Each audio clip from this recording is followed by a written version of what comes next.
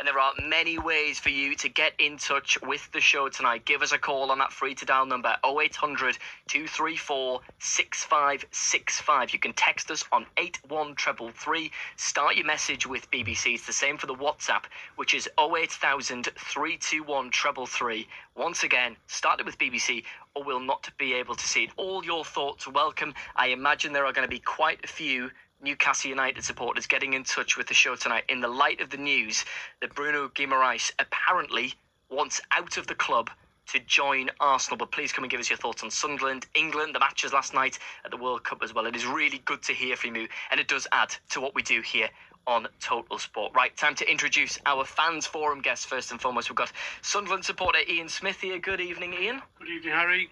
And we've also got Johnny Greenwood, Newcastle supporter. Good evening, Johnny. Good evening, Harry. And we've also got a little bonus as well. Matthew Raisbeck, our Newcastle United supporter. Good evening, Razor.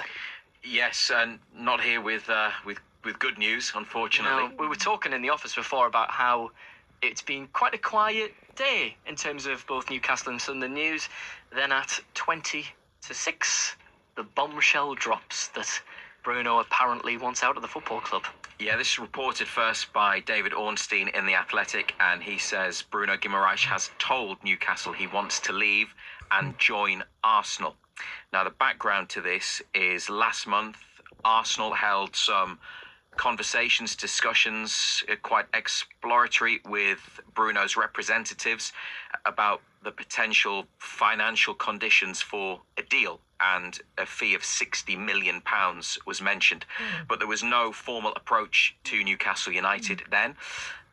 Newcastle United's position is they do not want to sell their captain, and they are not inviting offers for him.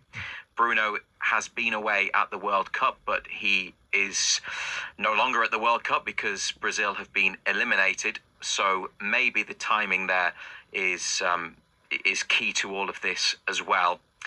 From a wider Newcastle United point of view, inside the last 12 months, they have sold for big profit, doubled their money really, but they've lost Alexander Isak, Anthony Gordon and Sandro Tonali. 3 big stars, huge names.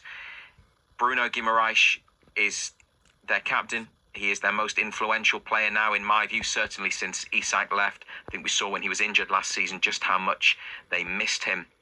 They surely cannot consider selling another star name because it simply wouldn't look good. And what message would that send to the players there already, to potential new signings? I know they are bringing in some exciting young talent, but you need experience as well. I think you do need a sprinkling of stars in your team. They've lost a few. Bruno is one of the few remaining established stars. He's given them great service, but surely they cannot think about selling him. The counter argument I would make there is that financially, it is probably the best time to sell him. He's 28. He has 2 years remaining on his contract. His value will probably never be higher.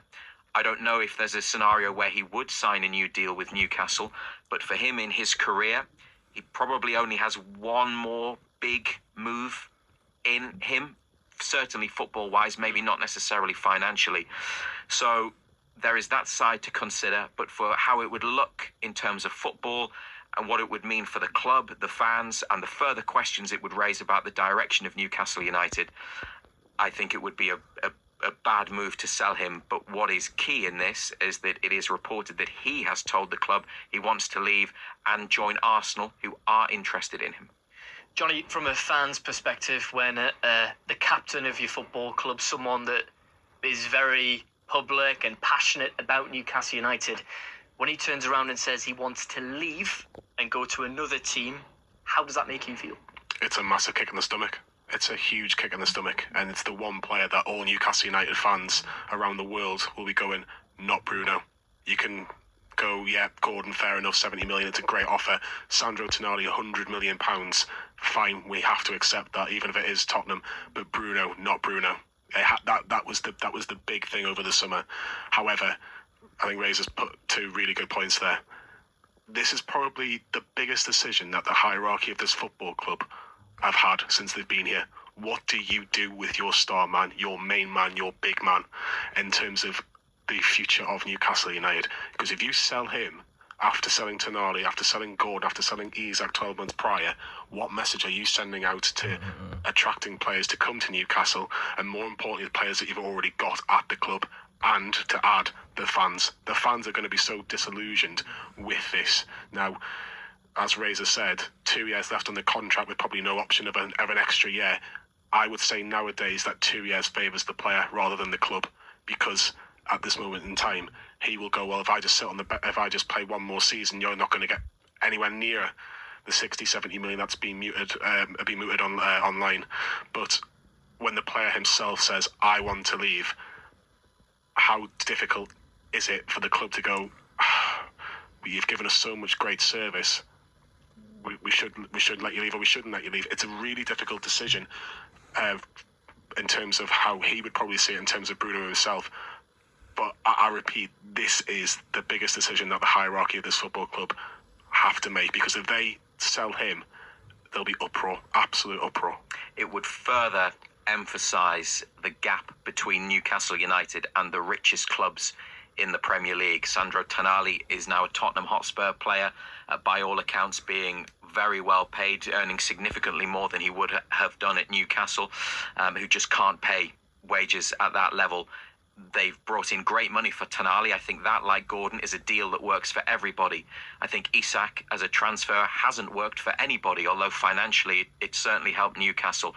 I don't know really whether the benefits of selling Bruno, if it was to come to that, would outweigh the benefits of keeping him for another couple of years. But financially, we know where the power is in the Premier League, and it is certainly not at Newcastle United, because of the financial rules being so tied to revenues and 6 clubs being so far ahead of anybody else historically, and now Newcastle catching up, posting record revenues, posting a profit for the first time since the takeover, albeit after selling the leasehold to St James's Park in their most recent accounts from the season before last. But it is just proving that it is so hard to compete. A couple of more points quickly, just expanding on what Johnny said there, again about players currently at the club. For me, there were 2 players this summer that they couldn't sell. We all knew Gordon was going. We probably expected Tonali to go. Livramento maybe if he hadn't been injured, although I hope he stays, because when he's fit, he's fantastic. But the other one is Lewis Hall, and there was a bit of online speculation about Manchester United. They absolutely cannot let Lewis Hall, a Newcastle fan, go.